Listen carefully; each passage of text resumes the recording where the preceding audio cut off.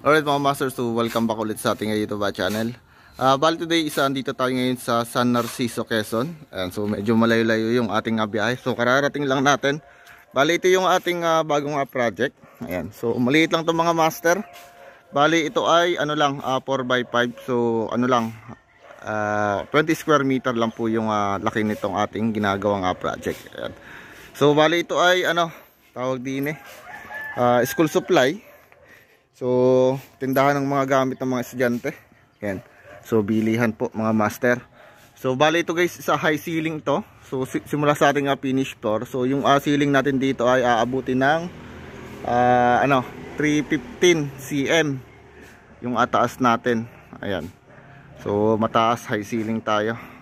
Bali yung gagawin natin dito mga master, puro electrical lang. So, konti lang naman ang ilaw na ayan. So, papakita ko na lang sa inyo mama yung plano ng gagawin natin para dito sa ating project. Okay. So, bali kasama ko nga pa lang edit si Foreman.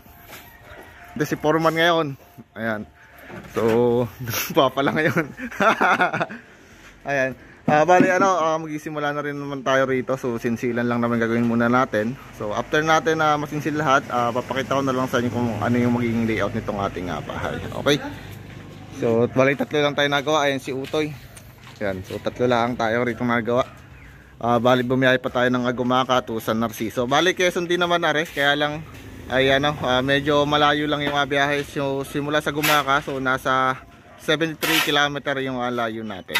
Okay? Bali in-update ko lang kayo mga master.